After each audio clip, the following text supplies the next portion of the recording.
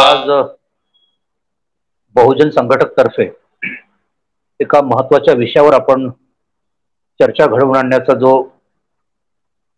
स्तुत्य उपक्रम केलाय त्याबद्दल बहुजन संघटकच्या सर्व मान्यवरांचं मी मनापासून अभिनंदन करतो आणि आभार व्यक्त करतो। आजचा विषय वर्तमान परिस्थितीच्या पार्श्वभूमीवर अत्यंत ज्वलंत विषय आहे आणि हा विषय जेवढा सेन्सिटिव्ह आहे तेवढाच त्याला सेन्सिबली मांडणं, लोकांपर्यंत पोहोचवणं अत्यंत गरजेचं आहे। कारण याचे पडसाद जे सध्या दिसत आहेत त्यापेक्षाही ते भयावह होऊ शकतात याची चाहूल वर्तमान काळामध्ये मराठा बांधवांकडनं, मराठा नेतृत्वाकडनं, मराठा आंदोलकांकडनं आणि ओबीसी समर्थक, ओबीसी आरक्षणाचे चाहते, समर्थक, हितचिंतक किंवा ज्या लढवय्या संघटना आहेत किंवा जे राजकीय मंडळी आहेत त्यांची जर आपण वर्तमानातली जर भाष्य जर बघितली आणि डायलॉग्स बघितले तर केवळ भविष्यातच हा संघर्ष पेटेल असं नाही तर तो आजच पेटलेला आहे याची चाहूल आपल्याला मागल्या काही दिवसापासून जाणवत आहेत आणि कालपासनं त्याची धग पुन्हा जास्त प्रखर होत आहेत। आज पुन्हा त्याची व्याप्ती वाढत आहेत। कदाचित ती या दिवाळीनंतर खऱ्या अर्थाने त्याचं उग्ररूप येतं की काय असल्या प्रकारची एक भयान शांतता किंवा ज्याला आपण वादळापूर्वीची जी शांतता म्हणतो असं एकंदरीत वातावरण या विषयाच्या अनुषंगाने निर्माण झाले आहे। आजचा विषय आपण जो दिलेला आहे त्यावर मी माझ्या क्षमतेप्रमाणे या विषयाला न्याय देण्याचा प्रयत्न करीन। एकदा मी विषय वाचून दाखवतोय, मराठा आरक्षणाची मागणी व ओबीसी आरक्षण आणि भविष्यकालीन संघर्ष। पण त्यात एक उपाययोजना हाही भाग मी शेवटी 1-2 मिनिटांमध्ये घेईल कारण या विषयाला अर्धवट सोडून चालणार नाही। कारण जेव्हा आपण काही समस्या आणि त्याच्यावर चर्चा करतो तर त्यांची सोडवणूक काय याच्यावरही आपण पर्याय देणं अत्यंत गरजेचं आहे। किंबहुना आजच्या घटकेला ते पर्याय दोन्हींकडनं, मराठा आंदोलन करणारे किंवा मराठ्याची मागणी, आरक्षणाची मागणी करणारे आणि ओबीसी आपल्या आरक्षणाचं संरक्षण करणारे, या दोघांकडनंही त्यातले जे पर्याय आहेत किंवा उपाययोजना आहेत त्यावर भाष्य होणं अत्यंत गरजेचं आहे। आणि तेच आजच्या या सुजान महाराष्ट्राला, फुले शाहू आंबेडकर विचारांच्या या महाराष्ट्राला अपेक्षित आहेत आणि म्हणून मी अतिशय जबाबदारीने या विषयावर आपलं भाष्य मांडतोय। कृपा करून सगळ्यांनी ते ऐकावं आणि जर काही आपले कुणाचे प्रश्न असतील तर त्या प्रश्नांनाही आपण घेऊयात। हा संघर्ष जो आहे हा काही आजचा नाही आहे, कारण मराठ्यांचं आरक्षणाचं जो आंदोलन आहे किंवा आरक्षणाची मागणी आहे ही जवळपास मागल्या 40 वर्षापासून आहेत। जवळपास समजून चला की 1980-82 पासून आहे। अर्थात ही मागणी अचानकच आली असंही आपल्याला म्हणता येणार नाही, कारण जेव्हा मंडल आयोग लागू झाला आणि मंडल आयोगानंतर ओबीसींना काही का असेना 52% ओबीसींना 27% जे आरक्षण देण्यात आलं तर त्याच्यानंतर आणि त्यातल्या त्यात 72व्या आणि 73व्या घटना दुरुस्तीनंतर जे स्थानिक स्वराज्य संस्थांमध्ये जे राजकीय आरक्षण ओबीसींना मिळू लागलं तिथनं मराठा जो काही समाज आहे त्यांना असं वाटायला लागलं की आता आपली जी काही राजकीय जी सत्ता आहे त्याला कदाचित सुरुंग लागतो की काय स्थानिक स्वराज्य संस्थांच्या माध्यमातून। कारण ते ओबीसींसाठी काही प्रमाणामध्ये सुगीचे दिवस सुरू झाले होते। कोणी जिल्हा परिषद, पंचायत समिती, नगरपंचायत, महानगरपालिका या सगळ्या ठिकाणी मोठमोठ्या पदावर ते निवडून यायचे आणि त्या तिजोऱ्यांच्या चाव्या त्यांच्या हातात असल्यामुळं जे आधीपासून सरंजामी प्रवृत्ती ज्यांनी मुळातच अनुभवली आहे आणि सत्तेचे फळं आणि त्याचा गोडवा हा ज्यांनी सदैव चाकलेला आहे तर त्यांना कदाचित मग हे वाटायला लागलं की कदाचित आता आपला तोंडातला जो गोडवा आहे हा आता दुसरे हिरावून नेतोय आणि तिथनं हा जो काही कडवटपणा आहे तो सुरू झाला। मंडल आयोगाच्या शिफारशीनुसार जे 52% ओबीसी आहेत त्यांना 27% आरक्षण देण्यात आलं। जर 52% होते कारण त्यावेळेस ओबीसींची संख्या मंडल आयोगाच्या दरम्यान जी काही ओबीसींची महाराष्ट्रातली ज्या जातींची संख्या होती ही 272 होती। आज जवळपास त्याच्यामध्ये 110 पुन्हा 110 ते 20 जाती पुन्हा ऍड झालेल्या आहेत. म्हणजे आज ही संख्या जवळपास 386 ते 400च्या घरामध्ये आहे. मग 400 जर जाती या ओबीसीच्या आहेत तर निश्चितच 52%ची संख्याही वाढली आहे. मग 27%चं आरक्षण का? हाही एक प्रश्न निर्माण झाला ओबीसीमध्ये. त्यातल्या त्यात नंतरच्या काळामध्ये जे क्रिमी लेअर लावलं गेलं त्या क्रिमी लेअरनी पूर्ण ओबीसीचं कंबरडं मोडलं गेलं. जे होतं तेही भेटत नव्हतं. म्हणजे ज्यावेळेस क्रिमी लेअर नव्हतं तर त्यावेळेस कमीत कमी या ओबीसींना नोकऱ्यांमध्ये बऱ्यापैकी प्रतिनिधित्व होतं. जवळपास 17% किंवा 12-13% त्यांना नोकऱ्यांमध्ये प्रतिनिधित्व होतं. पण जसंही क्रिमी लेअर लागलं तर ते प्रमाण त्या 12.5%वरनं 13%वरनं सरसर 4.5% आलं. आणि तिथून मग ओबीसीमध्ये एक असुरक्षितता निर्माण झाली क्रिमी लेअर लावल्यानंतर. आणि मग तोही एक वेगळा संघर्ष सुरू झाला. आता आपण जर समजून चालला की पूर्ण भारताचा जर थोडासा एक सिनेरिओ बघितला या आरक्षणाचा तर ओबीसी हा 52% आहे, एससी हा 15% आहे, एसटी हा 7.5% आहे. म्हणजे जवळपास हे खऱ्या अर्थाने आरक्षणाची याची संख्या जात आहेत जवळपास 75%, 74.5% ते 75%. हे कुठल्या आधारे म्हणतोय मी? 1931च्या आधारे म्हणतोय. आणि ओपनची जी संख्या आहे ती 26.5%. म्हणजे असे झाले जवळपास 100%. आता जर आपण समजून चालला की ओबीसीचं आरक्षण 27%, एससीचं आरक्षण 15% आणि एसटीचं 7.5%, हे जर बघितलं तर ते जात आहे जवळपास म्हणजे 74.5% लोकांना 49.5% आरक्षण आणि जे 26.5% लोक आहेत त्यांना 50.5% आरक्षण ओपनच्या माध्यमातून. मग प्रश्न असा आहे की जिथे तेव्हा जर 52% ओबीसी होता तर त्याला 27% आरक्षण होतं. मी ऑल ओव्हर इंडिया लेव्हलवरची गोष्ट करतोय. महाराष्ट्रामध्ये त्याचं बायफर्केशन 27, 19 आणि 8 झालं.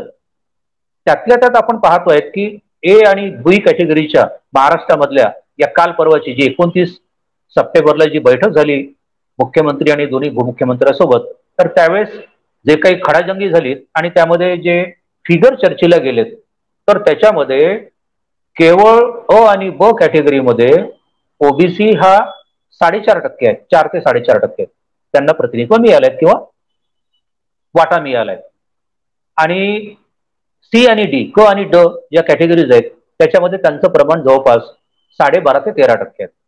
म्हणजे अजूनही आपण 27%चा जो त्यांना आरक्षणाचा जो फायदा आहे तो 100% दिलाच नाही. 27% जे आहे तेही आपण दिलं नाही.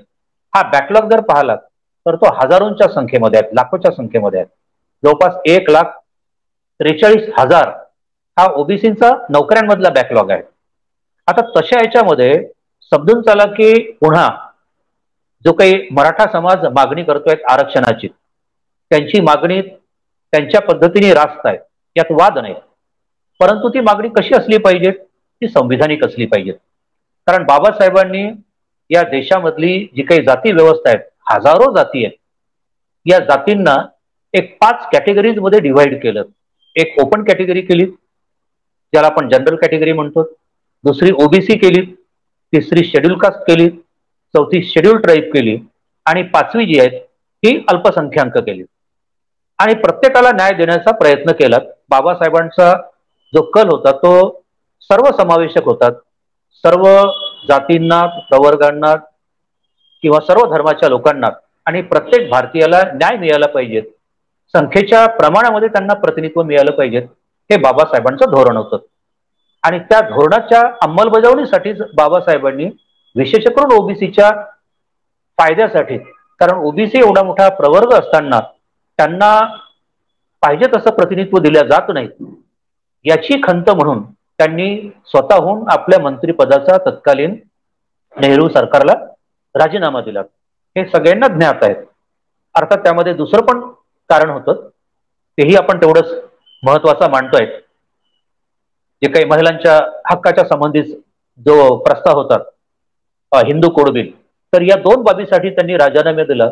परंतु आजच्या घटकेला असा एकही, मग तो मराठा असेल, ब्राह्मण असेल, ओबीसी असेल, एससी असेल किंवा एसटी असेल, जे जे शासन करते महाराष्ट्रामध्ये 1962 पासून तर आज 2022-23 पर्यंत असा एकही आपल्याला माणूस आढळत नाही की जो सर्वसामान्यांच्या हितासाठी न्यायासाठी लढेल आणि वेळ आली तर आपल्या पदाचे राजीनामेही देईल अशी व्यक्ती आणि अशी प्रवृत्ती, अशी विचार, अशी उदात्तता आणि संविधानिक प्रामाणिकता बाबासाहेबांसारखी किंवा व्ही पी सिंग साहेबांसारखी, देवेगौडा साहेबांसारखी आपल्याला शोधूनही सापडत नाही.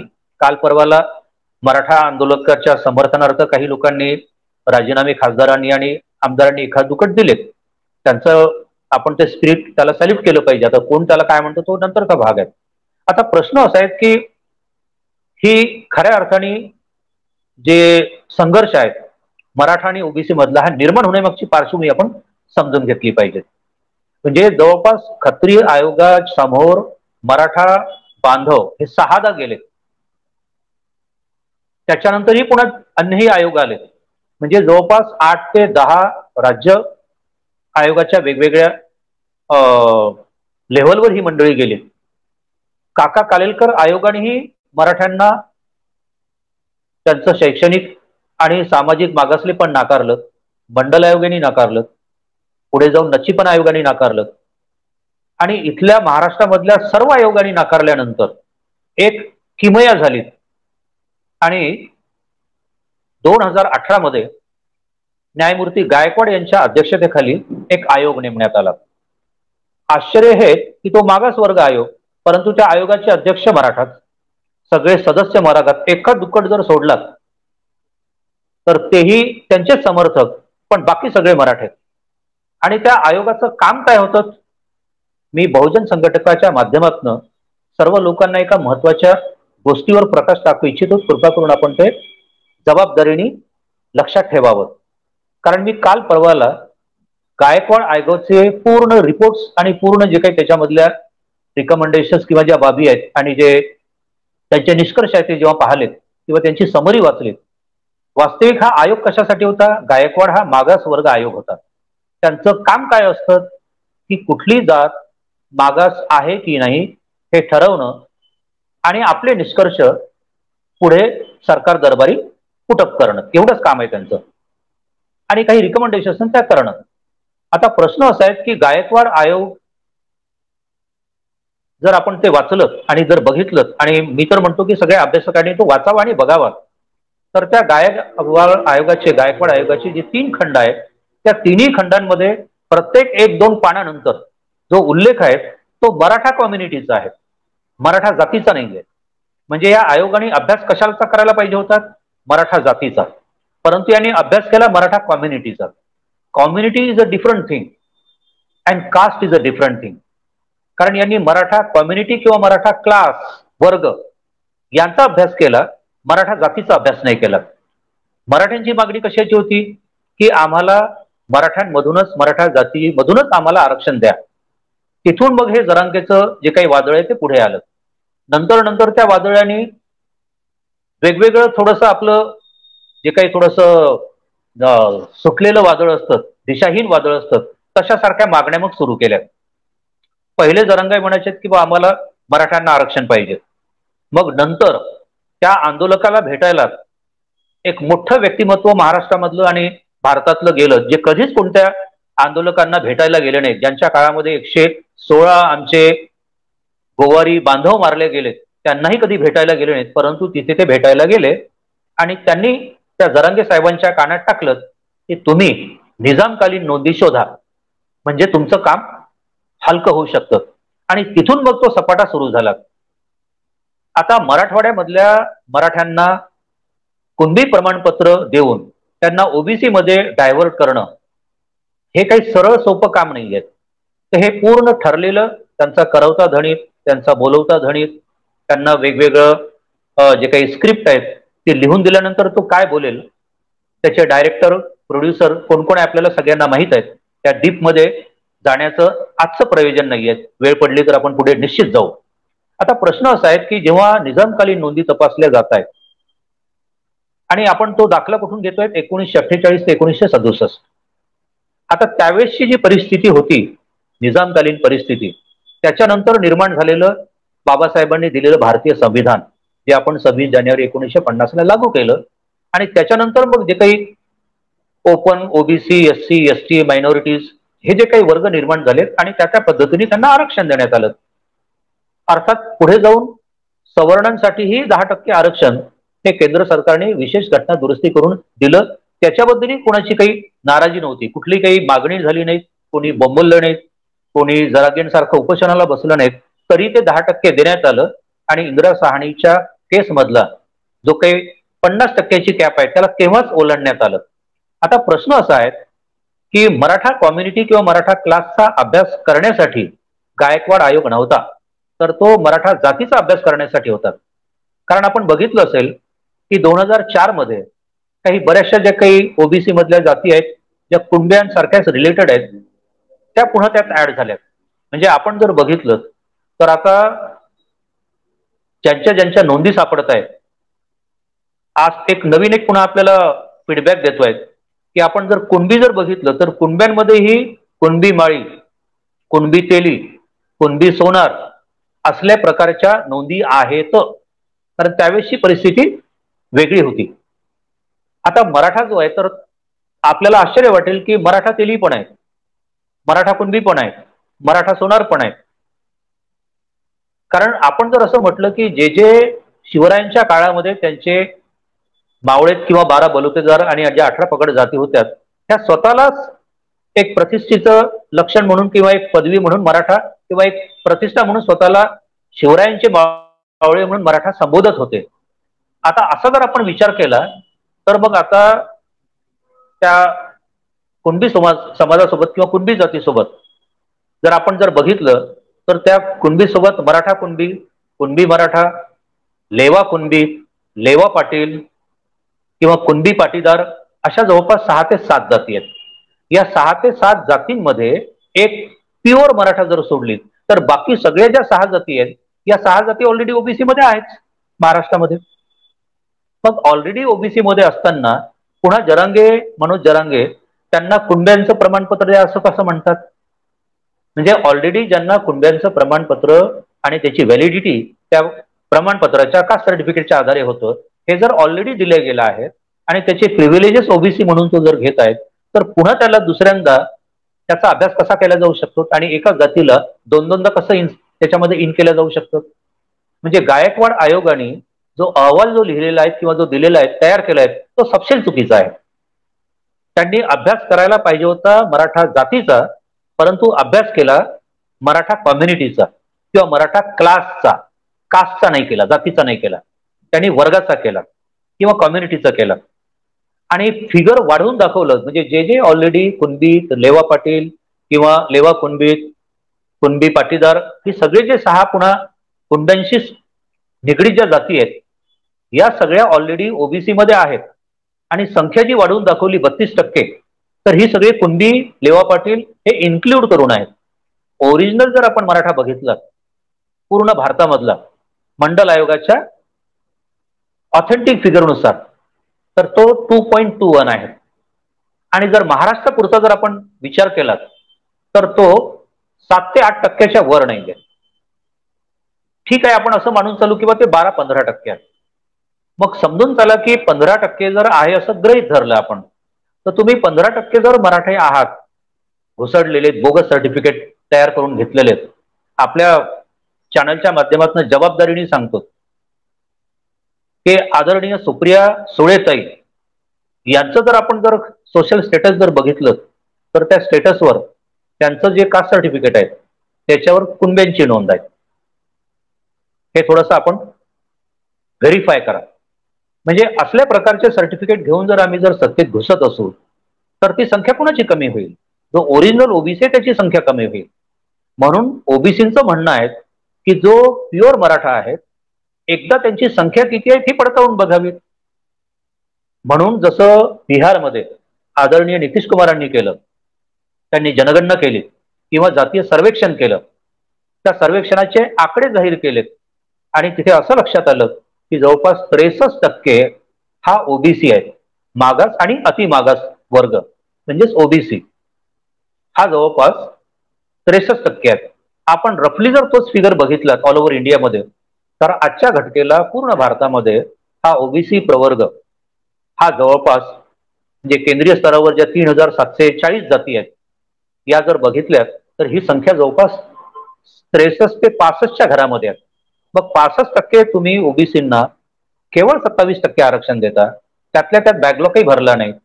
वास्तविक जर संख्या वाढली, सगळ्यांना जर प्रतिनिधित्व पाहिजे, आणि दुसरी गोष्ट ही आहे की बाबासाहेबांनी कधीही आरक्षणाचं शब्द वापरला नाही, त्यांनी प्रतिनिधित्व म्हटलंय. आणि प्रतिनिधित्व केवळ राजकारणातलं नाही आहे, तर मग ते राजकारण असेल, अर्थकारण असेल, शिक्षण असेल, सांस्कृतिक जे काही आयाम असतील, या सगळ्यांमध्ये जो वंचित वर्ग आहेत त्यांना सगळ्या गोष्टींचे फायदे मिळावेत म्हणून ते प्रतिनिधित्व आहे. आता जर आपण बघितलं की मराठा समाज, जर आपण महाराष्ट्राचं थोडक्यात एक फिगर एका मिनिटामध्ये सांगतोय की महाराष्ट्र स्वतंत्र झाला 1960ला, 1 मे 1960ला, आणि 62 पासून सार्वत्रिक निवडणुका सुरू झाल्या. जवळपास आजपर्यंत 13 निवडणुका झाल्या. हे मुद्दा म्हणून मी सांगतोय की कोणावर अन्याय कसा झाला आणि कशाच्या बोंबा आहेत आणि कशासाठी आहेत आणि त्या बोंबा असण्यामागचं कारण काय.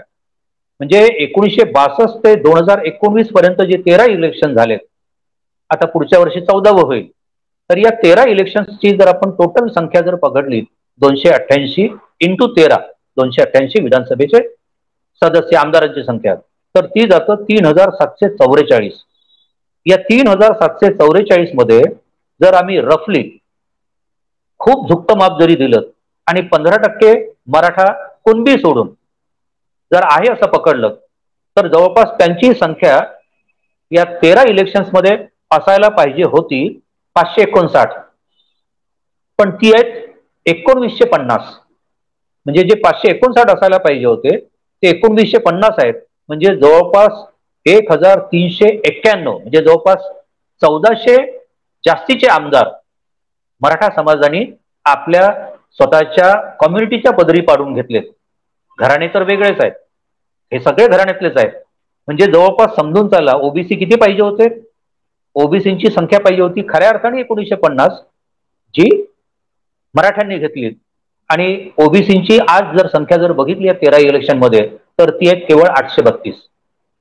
मराठ्यांची पाहिजे होती 559, तर ती झाली 1950, आणि जी ओबीसीची पाहिजे होती 1950, तर ती आहे केवळ 832. म्हणजे जवळपास आमचे 1100 ते 1200 आमदार कमी झाले.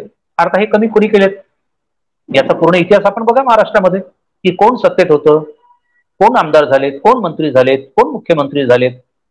आणि जर तुम्ही इतके दिवसपर्यंत सत्तेमध्ये होतात, सत्तेचे सगळे फळ जर तुम्ही चाखलेत, तर मग आपण आपल्या गरीब मराठा बांधवांना, जो खऱ्या अर्थाने विस्थापित आहेत, वंचित आहेत, त्यांना आपण न्याय का नाही दिला. काल परवा शरदचंद्र पवार साहेब बोलून गेले की नाही, जनगणना महाराष्ट्रामध्ये होणं अत्यंत गरजेचं आहे बिहारच्या पद्धतीने.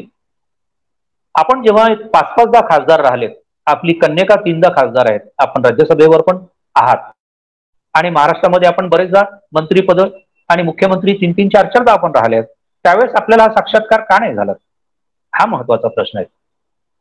आणि कधीच आपण कुठल्या आंदोलनाला भेट नाही दिली. जरांगे साहेबांच्याच आंदोलनाला आपण भेट देऊन त्यांना निजामकालीन दाखले तपासण्याचा सल्ला अचानक कसा काय दिला. बरं दिला तर दिला. आता आपण म्हणतो की आज काल बोललेत आपण की नाही जातनी हे जनगणना झाली पाहिजे. मग हे आपण दबाव वरच्या लेव्हलवर केंद्रामध्ये टाकला पाहिजे, कारण तुमचा शब्द तर प्रत्यक्ष मोदी साहेबही टाळत नाहीत. एवढंच आपलं सौख्य आहे आणि एवढं आपलं ते गुरुत्व मांडतात. तर आपण हे घडवून आणत, पूर्ण महाराष्ट्र तुमचा ऋणी राहील, तुमचे उपकार मानेल, आणि विशेष करून जो मराठा वर्ग आहे हाही आपले उपकार मानेल. कारण जोपर्यंत जनगणना होत नाही तोपर्यंत खरा मराठा जो आहे त्यालाही न्याय मिळणार नाही. पण आता प्रश्न निर्माण झालाय की जर 10% EWS जे रिझर्वेशन आहे ते कोणी मागितलं नाही तरी देऊन टाकलं. आणि मध्यंतरी एक जाहिरात आली होती सगळ्या वृत्तपत्रांमध्ये, आणि ते आपल्या महाराष्ट्रातल्या सध्याच्या शिंदे सरकारने ती जाहिरात मोठ्या दिमाखाने पब्लिश केली की या 10% रिझर्वेशन मध्ये असं असं किंवा सारथीमध्ये असं असं आम्ही मराठ्यांना आणि मराठ्याच्या पोरांना आम्ही न्याय दिलेत. आता प्रश्न असा आहे की जर 10% इकॉनॉमिकल विकर सेक्शनच्या अंतर्गत आपण जर त्यांना न्याय देत आहात, तर आपण ते प्रिव्हिलेजेस घ्यावेत, पुरेसे आहेत ते. म्हणजे आपण ओपन मध्येही राहतात, आपण ईडब्ल्यूएस मध्येही मागतात, आपण ओबीसी मध्येही मागतात. म्हणजे सगळं आरक्षणच जर तुम्हाला हवं असेल तर मग हा संघर्ष पेटणार नाही तर काय. आणि जरांगेंना जे काही फिडिंग होत आहे विचारांचं किंवा वेगवेगळ्या पाठबळांचं, हे करणारी माणसं कोण आहेत याचाही थोडासा तपास घेतला पाहिजे. आणि ज्या पद्धतीने ओबीसींवर आक्रमक पद्धतीने ते भाष्य करतात, आम्ही यांना झोपवून टाकू. काल परवाला आपण बघितलं असेल की बीडमध्ये 2-2 आमदारांचे घरं, माजी मंत्र्याचे घरं जाळण्यात आले, ओबीसींचे हॉटेल जाळण्यात आले, त्यांचे कार्यालय फोडण्यात आले. हे कशासाठी? म्हणजे तुम्ही जर दहशत फैलवून एनकेन प्रकारे आम्हाला आरक्षण द्याच. आणि पहिले त्यांचा आग्रह थोडा वेगळा होता. पहिले मराठ्यांना ओबीसीतनं आरक्षण द्या, कुणबी प्रमाणपत्र द्या असं म्हणता म्हणता, मराठवाड्यातल्या लोकांना द्या असं म्हणता म्हणता आता संपूर्ण महाराष्ट्रामध्ये द्या. आणि पूर्ण युद्ध पातळीवर पाहिजे तेवढे कर्मचारी अपॉइंट करून टाकलेत शिंदे साहेबांनी, फडणवीस साहेबांनी आणि अजित पवार साहेबांनी. कधीच असा साक्षात्कार झाला नाही. एवढं सक्षम सरकार, एवढं कर्तव्य पूर्ण सरकार आणि कर्तव्यदक्ष सरकार महाराष्ट्राने याच्या आधी कधीच बघितलं नाही. म्हणजे सगळे झपाटल्यासारखे कुणबी दाखले शोधा, कुणबी दाखले शोधा, कुणबी दाखले शोधा. अहो, जुने जर दाखले शोधायला लागलेत तर बरेचसे ओबीसी मधल्या बऱ्याचशा जाती या वेगवेगळ्या कॅटेगरीज मध्ये पाहायला मिळेल. जसा एक संघर्ष आज आपण पाहतोय की आता ट्रायबल्सचं जो काही प्रश्न आहे एसटी मध्ये, धनगर समाज आरक्षण मागतोय. बरं, त्यांनाही यांनी प्रॉमिस करून टाकले की हो हो तुम्हाला आम्ही आरक्षण देतो. आता प्रश्न असा आहे की ते धनगरांनाही म्हणतात आम्ही तुम्हाला आरक्षण देतो, ते मराठ्यांनाही म्हणतात तुम्हाला आरक्षण देतो, ते बाकी लिंगायतांनाही म्हणतात तुम्हाला आरक्षण देतो,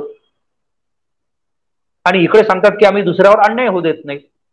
कमीत कमी शासनकर्त्यांनी स्पष्टपणाने बोललं पाहिजे की तुम्ही जर ओबीसींवर अन्याय न होता जर मराठ्यांना आरक्षण जर देत असाल तर ते कुठून देणार, कसं देणार, याचं भाष्य केलं पाहिजे ना.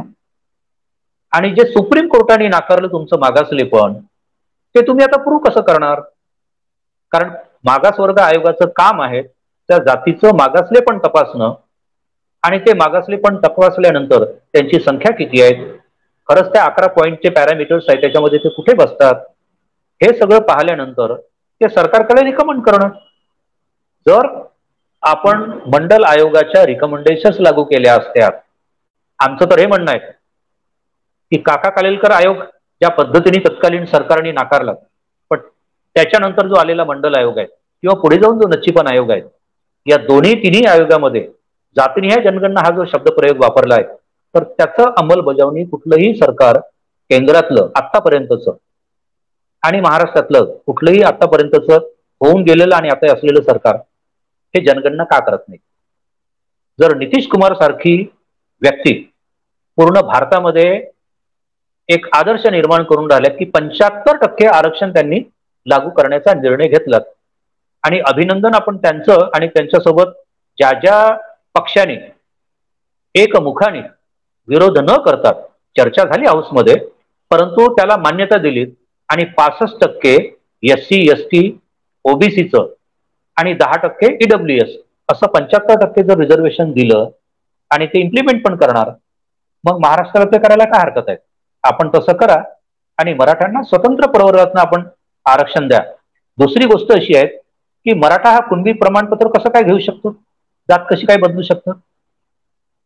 ना संसदेला अधिकार आहे, ना सुप्रीम कोर्टाला अधिकार आहेत, ना कुठल्या आयोगाला अधिकार आहेत, ना कुठल्या समित्यांना अधिकार आहेत. कोणीही कुणाची जात बदलू शकत नाही. जो ज्या जातीमध्ये आहे, ज्या आईवडिलांच्या पोटी तो जन्माला आला, त्या आईवडिलांची जात आहे तीच त्या पोराला मिळतं. मग आपण जर समजून चालला की केवळ त्या रिप्रेझेंटेशन किंवा आरक्षणासाठी जर आपण जातच बदलायला लागले तर खरंच आपण 96 कुळीत 98 कुळी आहोत की एवढी आम्ही आता बिलकुल लाचार होऊन गेलो की आता त्याच्याशिवाय पर्यायच नाही. आणि धन्य ते बाबासाहेब आणि धन्य ते भाऊसाहेब पंजाबराव देशमुख ज्यांनी वारंवार यांना म्हटलं होतं की बघा आजचं जे वैभव आहे ते तुमचं उद्या राहणार नाही, आणि तुम्ही हे सगळे जे काही संविधानिक हक्क आहेत ते अवेल करा, तर त्यावेळेस आपण शाहू महाराजांसारख्या माणसांना धिड्यांचा राजा म्हटलं. बाबासाहेबांना तर आम्ही स्वीकारलंच नाही. अजूनही बघा जेवढेही मोर्चे निघतात, संविधानानुसारच तुम्हाला आरक्षण भेटणार आहेत आणि तुमचं जर मिळालं तर ते सुरक्षित राहणार आहेत. परंतु कुठेही बाबासाहेबांचं नाव घेत नाहीत किंवा बाबासाहेबांचा साधा फोटोही लावत नाहीत. परंतु आरक्षण मात्र आम्हाला संविधानानुसार पाहिजेत. आणि ज्याला त्याला आम्ही धमकवून टाकतो की याला सोडणार नाही, त्याला सोडणार नाहीत, आम्ही मराठा आहोत. आजचा जर त्यांचा जर आपण मनोज जरांगेंचा जर शब्दप्रयोग जर बघितलात तर इकडे ते म्हणतात किंवा आमच्यावर ओबीसी तुटून पडतात, ओबीसी आमच्यावर अन्याय करतात, ओबीसींना आमचं पोराबाळांचं सुख पाहवले जात नाही. परंतु त्या ओबीसीच्या जीवावर हे किती उठले आहेत. म्हणजे त्यांना खतम करण्याची भाषा, त्यांना पाहून घेण्याची भाषा.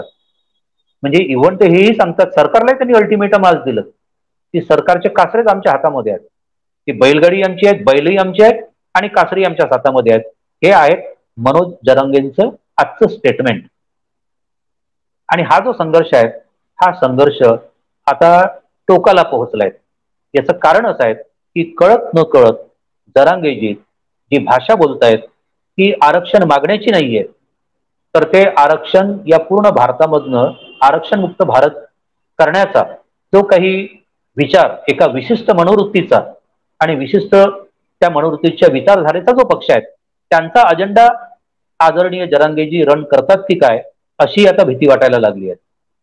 म्हणजे आम्हाला नाही मिळालं तर तुम्हालाही नाही. याचं कारण असं आहे बंधूंनो की आता 2024चं होऊ घातलेलं जे इलेक्शन आहे त्या इलेक्शनच्या दरम्यान किंवा नंतर, म्हणजे आता 3 डिसेंबरला 5 स्टेटचे रिझल्ट लागल्यानंतर खरं आपल्याला चित्र बदललेलं पाहायला मिळेल.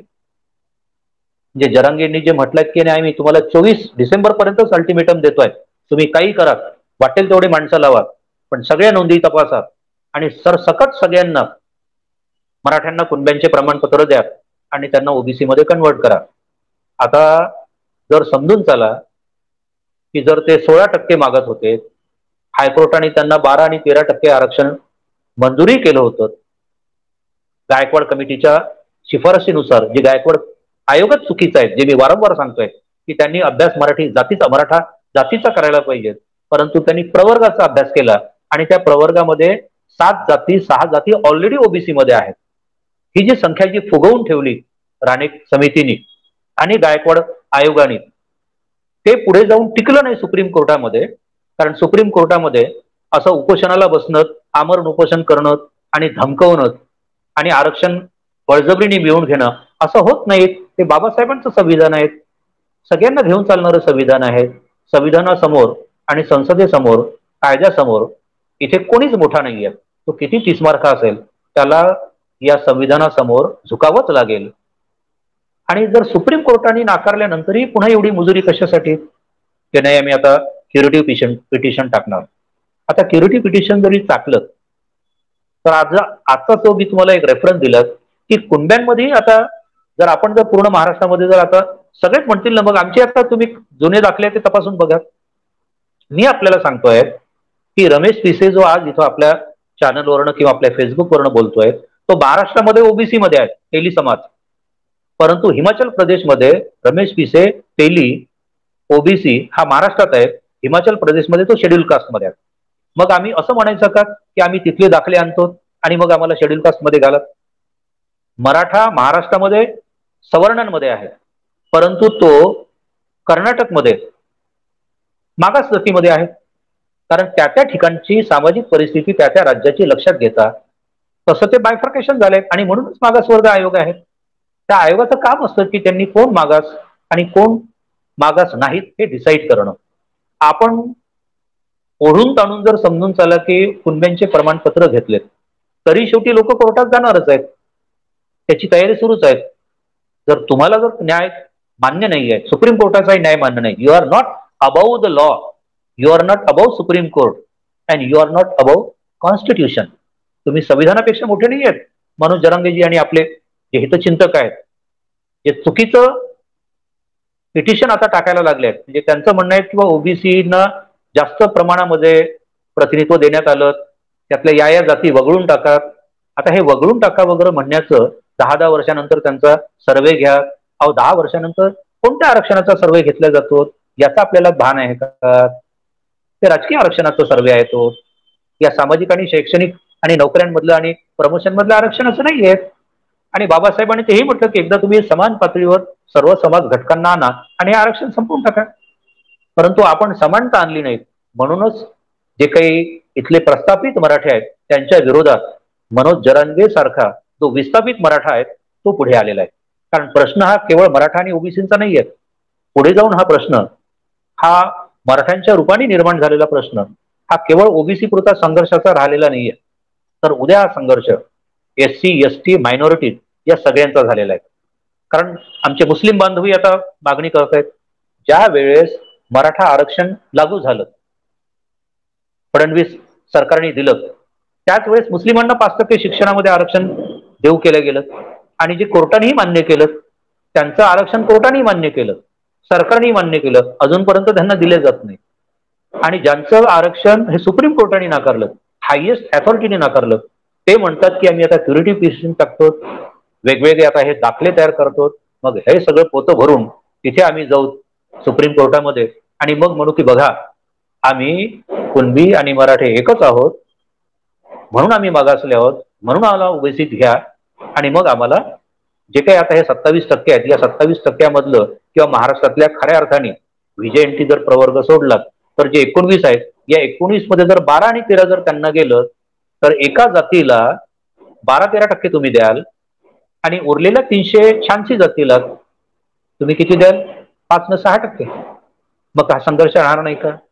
तुम्ही जर लोकांची घरं पेटवाल तर उद्या मरता क्या नाही करता अशासारखी अवस्था निर्माण होईल. Rohini Aayog is awaited. It is going to be presented on the floor, on the table. फक्त 2024 इलेक्शन झालं आणि जर समजून चाललं की पुन्हा नागपुरामधल्या रेशीमबागच्या विचारांचं सरकार पुन्हा जर केंद्रात आणि त्यांची स्किलावळ जर वेगवेगळ्या राज्यात आली तर रोहिणी आयोगाचं जे बायफर्केशन जे काही आहेत वर्गीकरण किंवा कॅटेगरायझेशन ऑफ कास्ट ते येईल. आणि ते केवळ ओबीसीसाठीच नाही येणार आहे तर ते पुढे जाऊन ST साठी पण येणार आहे आणि त्याच्या पुढे जाऊन SC साठी येणार आहे. कारण तिथेही आता जो मुद्दा निर्माण झालाय की आम्हाला आता धनगरांना ST मधनं आरक्षण 10 त्याचाच भाग आहे. भंडाऱ्यामध्ये एक असाच त्यांचाच गडी आता जोरजोराने बोंबलून राहिलाय की आम्हाला SC मधल्या या जातींना एवढं द्या आणि उरलेल्या जातींना एवढं द्या. मागणी बरोबर आहे, चुकीची नाही आहे. याचं कारण असं आहे की संख्या वाढून राहिली, लोकांना त्यांचे प्रश्न सुटत नाहीत, पाहिजे तेवढं प्रतिनिधित्व त्याला मिळत नाहीत. आणि प्रश्न हा आरक्षणाचा नाही आहे, प्रश्न हा प्रतिनिधित्वाचा आहे. ज्यांना आरक्षण शब्दाचा वीट होतात, जे आरक्षण घेणारे आहेत ते सरकारचे जावई असे म्हणायचे. अहो तुम्ही तर जावई सासरे सगळे नातेवाईकच तुम्हीच होतात ना. जे मी फिगर वाचून दाखवलेत की 3744 मध्ये जेव्हा तुम्ही 559 पाहिजेत तर तुम्ही आहात 1950. जवळपास 1391 आमदारकीची जागा जर तुम्ही दुसऱ्यांच्या बळकावल्या तर तुम्ही आरक्षणाचे लाभार्थी नव्हते का? 2500 वर्षापर्यंत तेल्या कुणब्या माळ्यांना SC STला आम्ही शिकूच दिलं नाहीत. आम्हीच शिकलो, आम्हीच प्रशासनामध्ये गेलो, आम्हीच शासन व्यवस्थेमध्ये घेतलो, आम्हीच न्याय व्यवस्थेमध्ये गेलो, आम्हीच मीडियामध्ये गेलो, आम्ही लोकांना धड खाऊही दिलं नाही. तर तो संघर्ष करणार नाही का? म्हणून हा संघर्ष आजचा नाही आहे, आज तो सुरू झालेला आहे. हा पुढे पुढे भयानक वाढेल. परंतु एक सुदैवाची आणि चांगली जमेची बाबू आहे की काही का असेना जे मंडल आयोगाचा विरोध करणारी माणसं होती, ओबीसीच माणसं खास करून मंडल आयोग ज्यांना कळला नव्हता तेच आरक्षणाच्या विरोधात उठले होते, मंडल आयोगाचा विरोध करायला आणि आपल्या स्वतःचा जीव द्यायला उठले होते. आज तशी परिस्थिती मराठा समाजावर आली होती, यायला नको होती. मनोज जरांगेंचं काही चुकतायत असं मी म्हणत नाही, त्यांची मागणी रास्त आहे. परंतु ओबीसी मध्येच येऊन आम्ही आरक्षण घेऊ हा आता चुकीचा आहे. तुम्हाला 10% आरक्षण मिळालंय त्याची प्रिव्हिलेजेस घ्या. आणि तुमच्या जवळ एवढी ताकद आहे की तुम्ही महाराष्ट्राच्या सरकारला नमवू शकतात, हे वारंवार आपण बोलतात. तर आपण या सरकारच्या मार्फत जे तुमचं ऐकतं, कारण तुम्हाला शिंदे साहेबांनी प्रॉमिस केलं होतं, म्हणजे असं कधीच झालं नाही की एक मुख्यमंत्री वारंवार तिथे आपल्या लोकांना पाठवतो, स्वतः जातो, त्यांना शरबत पाजतो, वारंवार त्यांच्या सगळ्या मागण्या मान्य करतो. या चॅनलवरनं किंवा आपल्या या फेसबुकवरनं सांगतोय की जे 29 सप्टेंबरची बैठक होती त्याच्यामध्ये मी पण होतो. त्यांनी म्हटलं की मराठ्यांना आरक्षण दिलं जाईल, परंतु ओबीसी कोट्यातून नव्हे. आता प्रश्न असा आहे की हे तेही म्हणतात, अजित पवारही म्हणतात, फडणवीसही म्हणतात, तर मग तुम्ही एकदा सांगा ना की ओबीसी मधून देत नाहीत, जातनिहाय जनगणना करत नाहीत, वेगळा प्रवर्ग निर्माण करत नाहीत, मग त्यांना तुम्ही आश्वासनं चुकीचे देऊन चिथवून कशाला राहिलेत, झुलवत कशाला ठेवतात? काय फॅक्ट आहे तर सांगायची. कुठली तुमच्याजवळ जादूची कांडी आहेत की तुम्ही त्या मराठा समाजाला झुकतं माप द्याल आणि कुठून द्याल? हे आपण सांगितलं पाहिजे. त्यांना मिसगाईड करण्याचं कारण नाही, कुणालाही मिसगाईड करू नये. आणि जो जो इथला OBC, SC, ST, minorities, open जो जो वंचित आहेत त्यांनी आपल्या प्रतिनिधित्वाची लढाई लढली पाहिजे. परंतु त्याच्या आधी या भारतामधल्या सर्व जातींची, सर्व प्रवर्गांमधल्या सर्व जातींची जातनिहाय जनगणना करून जिसकी जितनी संख्या भारी उसकी उतनी भागीदारी, हे जे घटनाकाराला बाबासाहेब आंबेडकरांना, मान्यवर कांशीराम साहेबांना, महात्मा ज्योतिबा फुलेंना हे जे अभिप्रेत होतं, शाहू महाराजांना जे अभिप्रेत होतं, शिवरायांना जे अभिप्रेत होतं, त्याचा एकमेव इलाज आणि उपाययोजना आहेत की जातनिहाय जनगणना झाली पाहिजे. आणि ओबीसीसाठी जर खऱ्या अर्थाने या संघर्षामध्ये जर टिकून राहायचं असेल आजच्या आणि उद्याच्या, तर त्यांना एक काम करावं लागेल. जेही प्रस्थापित ओबीसी नेते आहेत वेगवेगळ्या पक्षामधले, जे आपलं कधीच ऐकत नाहीत आणि आपल्या हितांचे कधी भाष्य करत नाहीत, त्यांच्यापासून पहिले सोडचिठ्ठी घ्या. आणि तुमच्यात एवढी जर धमक आहे तर तुम्ही आपापल्या राजकीय पक्षांना 60% जागा ओबीसीच्या कोट्याच्या पहिलेच मागात. मग कोण कमी होतं आणि कुठून मग ती बोंब होतं हे कळेल. खोट्या लिडरशिपच्या मागे, मग ती ओबीसीची असो की कुठली असो, त्यांच्या नादी लागू नका. आपले स्वतःचे राजकीय हक्क, राजकीय व्यासपीठ किंवा राजकीय विचारमंच, राजकीय आघाड्या आपण आपापल्या ओबीसीनी, एससी, एसटीनी निर्माण कराव्यात. खास करून ओबीसीनी निर्माण कराव्यात.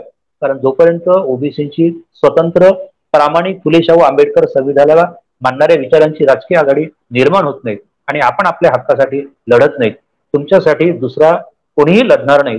कारण तो पहिले पक्षाचा ऐकतो.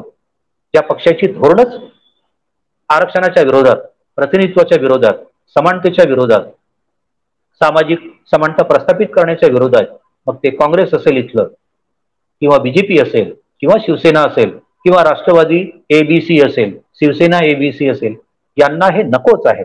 कारण यांना आपल्या स्वतःच्या पक्षाची, स्वतःच्या घरांची, मुलाबाळांची जास्त चिंता आहे. ते इतरांचा विचार करणार नाहीत. म्हणून आपणही आपले पर्याय निवडले पाहिजेत. आणि बाबासाहेबांनी जो आपल्याला one man one vote one value याचा जो मंत्र दिलाय, त्याचा वापर करून आपण आपल्या स्वतःच्या आघाड्या निर्माण करून प्रामाणिक माणसं आपण सत्तेत पाठवली पाहिजेत. राजकारण हे वाईट आहे असं म्हणण्यापेक्षा, जर ते वाईट आहे तर त्याला चांगलं करणं हे खऱ्या अर्थाने भारतीय नागरिकत्वाचं लक्षण आहे. आणि म्हणून we the people of India या कॉन्स्टिट्यूशनचा जेव्हा त्याची प्रस्तावना वाचतो, तर त्यात आपल्या अधिकारांसोबतच आपल्या जबाबदारी आपण जोपासल्या पाहिजेत. चांगलं सरकार, चांगलं शासन, चांगलं प्रशासन, चांगली न्यायव्यवस्था, चांगली समाज व्यवस्था जर निर्माण करायची असेल, तर चांगले कोण, वाईट कोण, भुलथापा देणारे कोण आणि प्रामाणिक कोण, याचा आपण अभ्यास करून चांगलं शासन निर्माण करण्यासाठी चांगली माणसं आपण त्या सभागृहामध्ये पाठवली पाहिजेत. मग त्या स्थानिक स्वराज्य संस्था असेल, विधानसभा असेल, किंवा मग लोकसभा असेल, राज्यसभा असेल, विधान परिषद असेल. तर हे अत्यंत गरजेचं आहे. आणि जाता जाता एवढं सांगेल की हा संघर्ष केवळ ओबीसी आणि मराठ्यांमधला नाहीये, तो केवळ आजचा नाही आहे. आज हा वनवा पेटलेला आहे. हा उद्या संपूर्ण महाराष्ट्राच्या बाहेर संपूर्ण भारताला व्यापून टाकेल. कारण बाबासाहेबांनी जे आम्हाला संविधान दिलंय आणि आपले मानवीय स्वातंत्र्य जोपासण्यासाठी जे काही संविधानिक शस्त्र दिलेत त्याचा वापर करण्याची आता लोकांना थोडीशी शहाणपण किंवा जागृती निर्माण झाली आहे आणि या जागृतीला मुठमती देणारी जी प्रस्थापित यंत्रणा आहे त्या यंत्रणेपासून सावध राहणं हाही पुन्हा एक वेगळा संघर्ष आहे. आणि म्हणून सर्व बहुजन लोकांनी एकत्रित येऊन आपल्या स्वतःची न्यायिक बाजू सक्षम करण्यासाठी प्रतिनिधित्वाची लढाई लढण्यासाठी आता नोकऱ्या राहिल्या नाहीत त्याच्यामुळे हे शिक्षणामधलं नोकऱ्यांमधलं प्रमोशनमधलं आरक्षण हा बाजूचा विषय झाला. पण त्याच्या पलीकडे जाऊन प्रत्येक समाज घटकाला प्रतिनिधित्व मिळालं पाहिजे. सांस्कृतिक क्षेत्रामध्ये, सामाजिक क्षेत्रामध्ये, शैक्षणिक क्षेत्रामध्ये, आर्थिक क्षेत्रामध्ये, न्याय व्यवस्थेमध्ये, शासनामध्ये, प्रशासनामध्ये, मीडियामध्ये.